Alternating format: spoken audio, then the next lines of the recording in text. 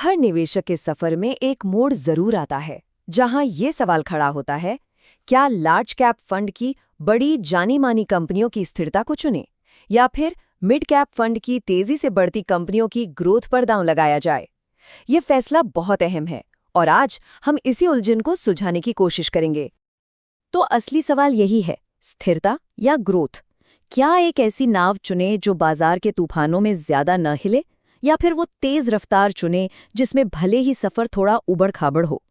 ये सिर्फ रिटर्न की बात नहीं है, ये इस बात पर भी निर्भर करता है कि कोई निवेशक कितना जोखिम ले सकता है और उसके निवेश के लक्ष्य क्या हैं। ठीक है, तो किसी भी फंड की तुलना करने से पहले ये जानना जरूरी है कि हमारे पास उन्हें परखने के सही औजार हैं या नहीं। तो चलिए उन 4 जरूरी मीट्रिक्स पर नजर डालते हैं जो एक बेहतर फैसला लेने में हमारी मदद करेंगे। इसे कोई रॉकेट साइंस समझने की जरूरत नहीं है। ये एक सीधी साधी 4 स्टेप की जांच है। पहला, फंड ने पहले कैसा काम किया है। दूसरा, बाजार में ये कितना ऊपर नीचे होता है। तीसरा, उठाए गए रिस्क के मुकाबले रिटर्न कितना अच्छा है। और चौथा और सबसे जरूरी, इसकी लागत कितनी है। तो चलिए पहले औजार को समझते हैं, स्टैंडर्ड डीविएशन। इसे ऐसे सोचिए कि ये बाजार की हलचल को मापता है।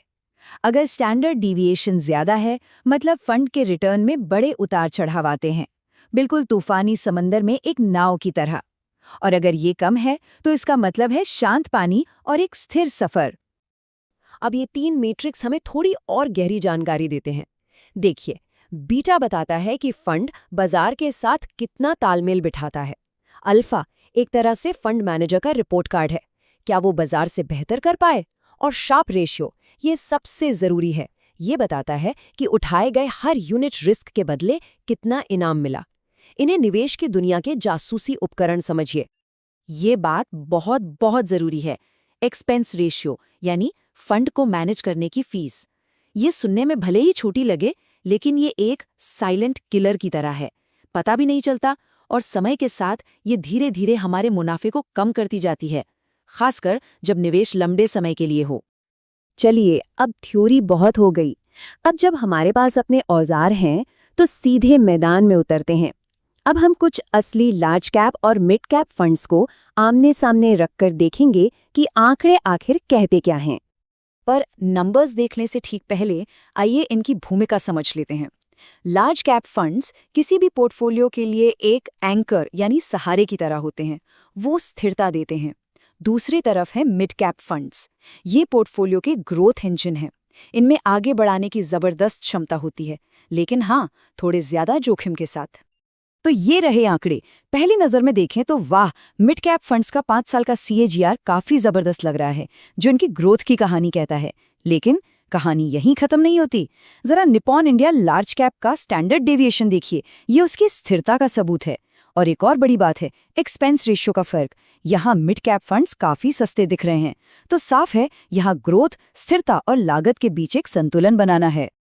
तो इन सब नंबरों का एक निवेशक के लिए आखिर क्या मतलब निकलता है। चलिए अब इस डेटा को डिकोड करते हैं और इसे ऐसी जानकारी में बदलते हैं जो असल में फैसला लेने में काम आए। जरा इस एक नंबर पर ध्यान दीजिए, 12.74%। ये Nippon India large cap fund का स्टैंडर्ड डेविएशन है। इस कम नंबर का सीधा सा मतलब है ज्यादा स्थिरता। जब बाजार में गिरावट का दौर आता है तो इस तरह के फंड में बहुत बड़ी गिरावट की संभावना कम होती है। और ये बार चार्ट इस बात को और भी साफ कर देता है। एक तरफ लार्ज कैप फंड्स का स्थिर सफर है तो दूसरी तरफ मिड कैप फंड्स का ऊबड़-खाबड़ रास्ता। ये वो कीमत है जो शायद ज्यादा रिटर्न के लिए चुकानी पड़ती है। और यहीं पर असली सवाल आता है, क्या कोई निवेशक इस रोलर कोस्टर राइड के लिए तैयार है। चलिए उस साइलेंट किलर पर वापस आते हैं। 1.5% और 0.6% का फर्क सुनने में शायद छोटा लगे, लेकिन जब इसे 5 या 10 साल के नजरिए से देखते हैं तो ये अंतर बहुत बड़ा हो जाता है। ज्यादा एक्सपेंस रेशियो हमारे मुनाफे पर एक ब्रेक की तरह काम करता है, जो समय के साथ ग्रोथ की रफ्तार को धीमा कर देता है। तो ये सब जानने के बाद सही फंड कैसे चुना जाए? देखिए, इसका जवाब किसी फॉर्मूले में नहीं बल्कि निवेशक के अपने वित्तीय लक्ष्यों और उसके रिस्क प्रोफाइल में छिपा है। तो चलिए देखते हैं कि अलग अलग तरह के निवेशकों के लिए क्या सही हो सकता है। सोचिए एक ऐसे निवेशक के बारे में जो अपने पैसे की सुरक्षा को सबसे ज्यादा अहमियत देता है, या फिर रिटायरमेंट जैसे किसी बड़े लक्ष्य के बहुत करीब हैं। ऐसे निवेशकों के लिए लार्ज कैप फंड्स एकदम सही हैं। वो उनके पोर्टफोलियो को एक मजबूत और स्थिर आधार देते हैं। और अब बात करते हैं उन निवेशकों की जिनके पास निवेश के लिए 5-10 साल या उससे भी ज्यादा का समय है और जो ज्यादा रिटर्न के लिए थोड़ा जोखिम उठाने में सहज हैं। उनके लिए मिड कैप फंड्स बेहतरीन विकल्प हो सकते हैं। ये उनके पैसे को समय के साथ तेजी से बढ़ाने की क्षमता रखते हैं। लेकिन सच तो ये है कि ज्यादातर निवेशकों के लिए जवाब या तो ये या वो में नहीं है। एक मिलीजुली रणनीति अक्सर सबसे अच्छा काम करती है। यानी पोर्टफोलियो को स्थिरता देने के लिए लार्ज कैप फंड का इस्तेमाल करें और उसे रफ्तार देने के लिए मिड कैप फंड्स को शामिल करें। यहाँ पर संतुलन ही सब कुछ है। तो इस पूरी चर्चा का निचोड़ क्या है? वो ये है कि कोई एक सबसे अच्छा फंड नहीं होता।